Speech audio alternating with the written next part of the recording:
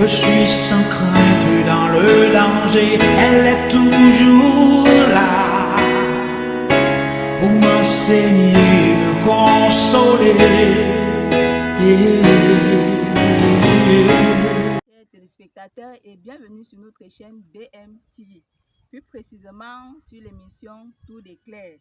Cette émission-là qui nous permettra de revenir sur certains versets que le monde a tordu de sens.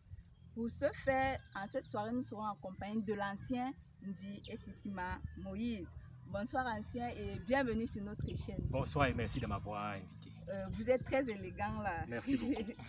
C'était un jour spécial, alors je me suis habillé pour la circonstance. D'accord. Comme je l'ai dit si haut, nous allons revenir sur quelques passages bibliques que le monde a tordu de sens. Mais avant cela, nous allons passer à une petite pause. Ancien. Bonsoir. Aujourd'hui, en cette soirée précisément, nous allons parler de Luc chapitre 23, le verset 43, qui nous parle de l'état des morts. Que veut nous dire réellement ce verset? Merci Huguette. Nous avons déjà tous perdu un être cher. Ça peut être un parent, ça peut être un ami, un enfant, un conjoint. Chacune de ces pertes crée à nous un vide, un manque, de l'angoisse, de la tristesse. Et dans notre désir intérieur, nous formulons le vœu que ces gens que nous avons perdus ne sont pas véritablement perdus. Pas perdus, où vont-ils réellement? Oui, sœur Huguette. Quand nous perdons un être cher, nous voulons lui entourer d'un certain espoir. Nous voulons caresser le vœu qu'il va dans un endroit où il connaît la félicité, où il n'a plus de souffrance. Aussi, très souvent, on se dit qu'ils vont au ciel. Maintenant, la question est de savoir, les morts vont-ils réellement au ciel? Là, ça devient un peu contradictoire. Qu'en est-il donc du brigand sur la croix?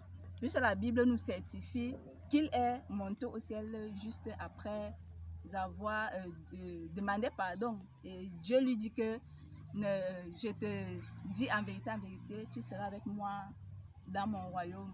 Et ça ne se comprend pas. Justement, Huguette, c'est l'un des versets à controverse dont nous avons voulu traiter ce matin. Parce que la Bible est claire.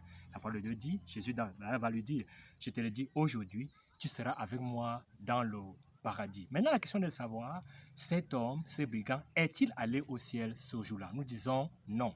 Premièrement, Jésus n'est pas allé au ciel ce jour, parce que la Bible nous dit qu'il a encore passé 40 jours sur la terre. Et deuxièmement, dans le livre 1 Thessaloniciens chapitre 4, verset 16, il nous dit, les morts en Christ ressusciteront lorsque le Seigneur Jésus-Christ reviendra. Comment peut-il faire une première résurrection, puis une deuxième? Jésus est-il quelqu'un qui fait les choses à moitié? Oh que non. Ce brigand, comme toutes les autres personnes, attend la résurrection de tous les morts en Christ pour un séjour éternel. Nous pouvons donc dire que les morts, quand ils meurent, comme le brigand, comme Marie, et comme tous nos chers disparus, attendent la résurrection du Seigneur sûre qui sera bientôt imminente lorsqu'il reviendra dans le ciel pour enlever ceux qui auront cru en lui et pour l'éternité à jamais.